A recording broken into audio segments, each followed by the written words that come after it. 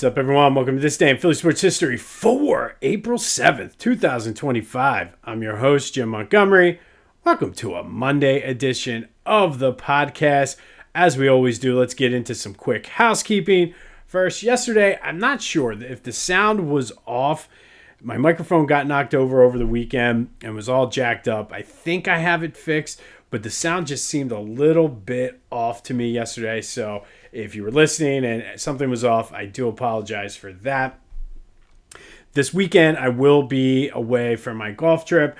You still get episodes. They'll just be coming from up in the Poconos from Hazleton, so you will still get them, but the background might be a little different. We might have some friends jumping in. You might have a deer or two, maybe even a bear. Who knows? But Saturday and Sunday, I'll be broadcasting from Hazleton. Be sure to follow me on my social media, Jimbo_Mont on Twitter and TikTok. On Instagram, at PhillyJimbo. Subscribe to the YouTube channel, Jimbo_Mont. Continue to spread the word as we try to grow this thing. Good things on the horizon. Lots of big things happening. I'm looking forward to next week when I actually don't have to do my day job and I can take some time, a few hours each day to sort of work on some of the things that I have on my list. So bear with me as we continue to grow this thing. Big thank you to Lenny Wagner. We featured him last week. His book, Playing with the Best, One Man's Journey Through the Golden Age of Sports, chronicling the life of Walter French. Had a good time sitting down with him a few weeks ago and really enjoyed hearing just Walter's amazing story. So be sure to support Lenny. Buy the book. It's available wherever you can get your books from. Also on Audible, Amazon, wherever. And if you're able to do it, stop by the Mount Laurel Historical Society tomorrow. He will be doing a presentation as well as a book signing. I will be there. So looking forward to hearing more about Walter French and what Lenny has to say. But all the information you need is in the description. But go support Lenny and buy the book. All right, some Phillies news. And great win yesterday. Great series. I think if we look at it, they won 2 out of 3. Against a team that came in undefeated, the defending World Series champion. Yesterday, Christopher Sanchez was good again. Would have been perfect if he didn't give up that home run. Struck out 9. Castellanos with the grand slam. Offensively, the Phillies were solid. Again, they only struck out 7 times, which if you take away that first game when they struck out 19, shadows or not, I think you have maybe a change in their philosophy at the plate, but they're doing the thing. They're seeing pitches for the most part.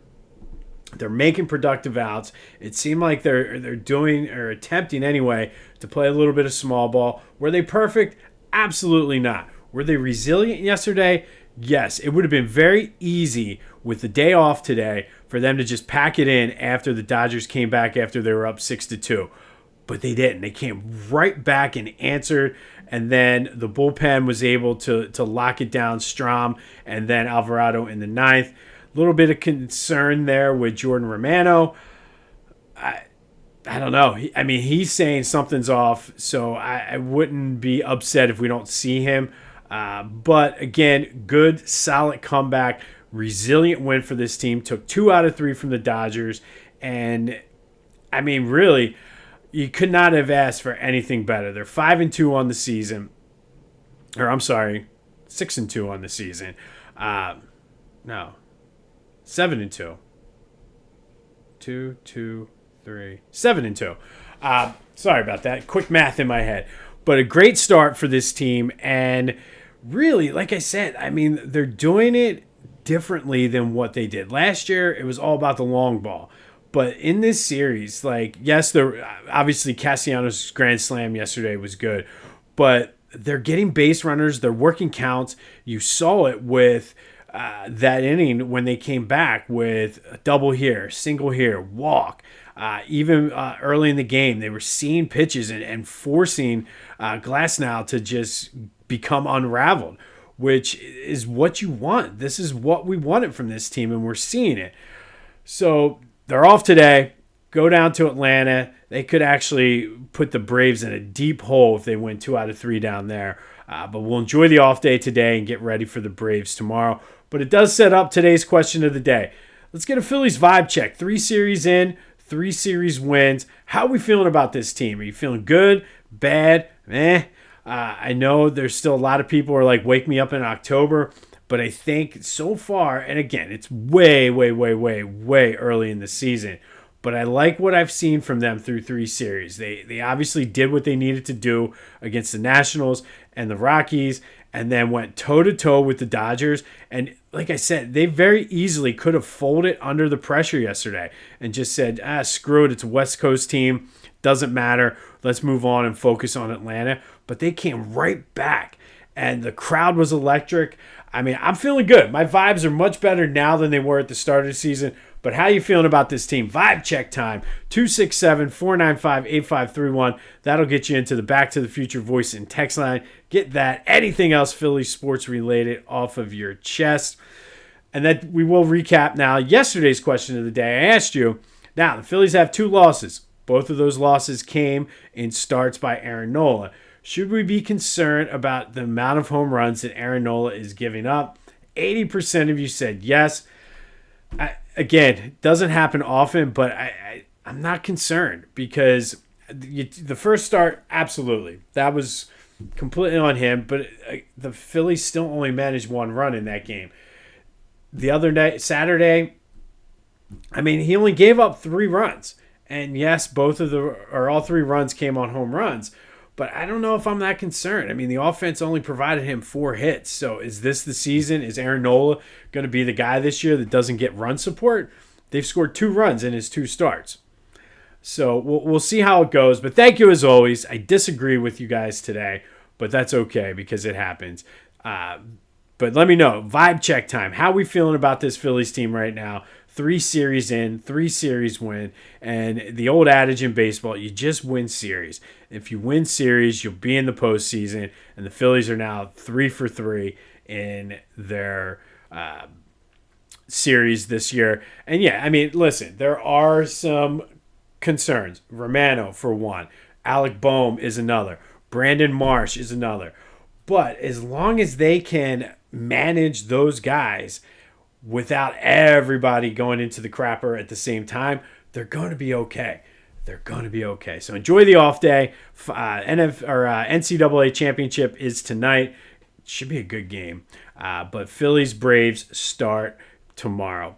Sixers are in action tonight. They take on the Heat as they look to continue to keep pace in the lottery standings and try to hold on to that 6th pick. And, I mean, at this point, does it even matter? Does it even matter? But let me do a quick standings check. I should have checked this before I got on. But, I mean, the chances of the 3 teams jumping them, I don't think is relevant or something that's going to be possible. They're still 2 up and 2 back. So 5 games left. Looks like they're probably going to settle into that 5 spot, which gives them a little wiggle room. I mean, technically, one team can jump. I would love to get that 4th spot, but it doesn't seem as though the Pelicans are going to be winning anytime soon. So Sixers Heat tonight as they look to continue to keep pace. Be sure to check out my boys at the Clashing Conferences podcast. Great things happening on their Sports Fan Network. Go to clashingconferences.com for details about what they have to offer, how you can get involved, and then check out their podcasts, which are very entertaining, wherever you get your podcasts as well as on YouTube. And then do some shopping at Philly Goat. You're not going to know it this week because it's going to be cold, but spring and summer and warm weather are coming. So make sure you go stock up on your Phillies tees as the Phillies are red hot to start the season. They got you covered. They have a huge variety of Philly shirts. Get a pair of the fans. Get a hat. Everything you need is right there on Philly Goat. Use the promo code Jim Montgomery to take 10% off your order. That's phillygoat.com. Promo code Jim Montgomery to take 10% off of your order. All right, today we are going to go back to 1984. And on this day in 1984, the Flyers lost to the Capitals 5-1. getting swept out of the playoffs in the first round for the second straight year. Ilka Sinisalo scored the only goal for the Flyers. There were massive brawls as the team sensed and realized what was happening in this game. And ultimately, this game marked the end of an era. It was Bobby Clarke's last game as a Flyer. He realized that his skill set were starting to deteriorate. He wanted to play a couple more years. About a month or so after this game, Flyers offered him the general manager position. He accepted it, and it moved on. This was also the Capitals, side note here, first ever playoff series win in their team's history. And also, unbeknownst to everybody, this was the official end of the Broad Street Bully era, because on the same day as the Flyers were swept out of the first round against the Capitals, Bill Barber had major reconstructive knee surgery for an injury he sustained. Never played again, but Bill Barber, Bobby Clarke, two-time NHL champions, won the Stanley Cup back in the Broad Street Bully era of the 70s. But on this day, it all came to an end in 1984 when the Flyers were swept out of the playoffs by the Capitals, losing 5-1. Bobby Clarke played in his last game, and Bill Barber, major reconstructive knee surgery. And who knows, maybe if with the technology we have today, Bill Barber could have come back. But the writing was on the wall. It was all done for the Broad Street Bullies on this day in 1984. All right, today we are going to start our missing rings spotlight. And if you watch the NFL Network, you know they have the series Missing Rings, where they talk about teams that never won a champion or Super Bowl, had the talent to do it, but just never did. Like the two that come to mind are like the Minnesota Vikings, who lost 4 Super Bowls in the 70s, the Buffalo Bills, who lost 4 straight in the late 80s, early 90s. And we did something similar last year. We did unfinished business with our Philly teams, but I wanted to focus this year specifically on players. And these are players who had a chance to win a title in Philly, but never closed the deal. So today we're going to kick that off, sticking with a hockey theme. And today we're going to spotlight the Legion of Doom line. We've talked a lot on this podcast about them. That was Eric Lindros, Mikael Renberg, and John LeClair. From 1995 to 1997, they were probably the most dominant line in the NHL. And they got their name because they were all 6'2 plus, 230 pounds plus. And they really were dominant, at least during the regular season. They scored 305 goals, added 361 assists, and just unseen before combination of speed and power. They did decent in the playoffs, but they had their best chance to bring home a Stanley Cup in 1997 when they were swept out by the Red Wings. And throughout that time period, you could see the natural progression from the time Lindros came in. They added LeClair, and they were building up to that 97 season. And for all intents and purposes, they were the best team in the NHL that year. But Scotty Bowman worked his magic, found out a way to neutralize the Legion of Doom. They definitely did not get any help goaltending-wise in that Stanley Cup, and ultimately fell short of their goal. To their credit, Eric Lindros and John LeClair did have other shots to win a Stanley Cup. Probably the best chance was 1999 and 2000. That was the year all the drama was happening with Eric Lindros and the concussions and fighting with Bobby Clarke. And they did have a 3-1 lead in the Eastern Conference Finals against the Devils. Lindros comes back, gets knocked out by Scott Stevens. Flyers blow the 3-1 lead, and that was probably, other than 97, the best chance that Lindros and LeClair had to win a Stanley Cup. But then you throw in, like I said, that Legion of Doom line should have won a Stanley Cup. Not a huge hockey fan, especially back then, but I remember starting to get into hockey during that 96-97 season, and to see the Flyers just go out the way they did was just disappointing.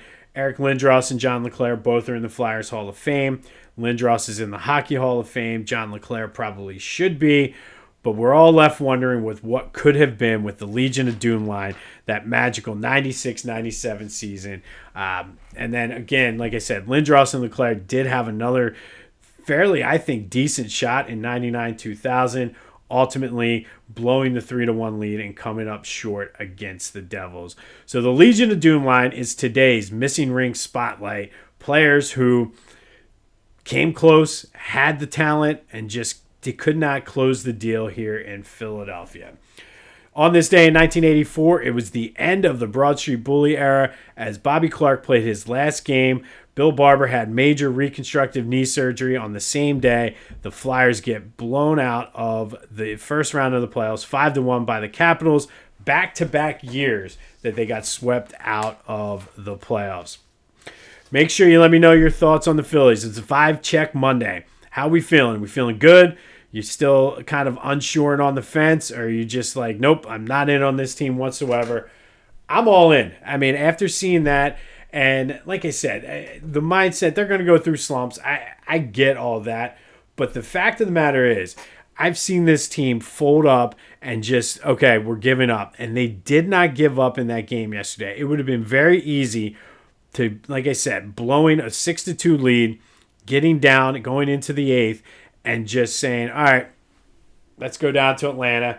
Dodgers are better than us. But they came back and they fought strong. And then Strom I guess that was the 7th, because then Strom came in and pitched, and then Alvarado. But either way, they're very resilient, great series, and hopefully they can take away some confidence and see that, listen, we belong in the conversation. Everybody was writing us off. Everybody was anointing the Dodgers, but here the Phillies are taking 2 out of 3 games this early in the season.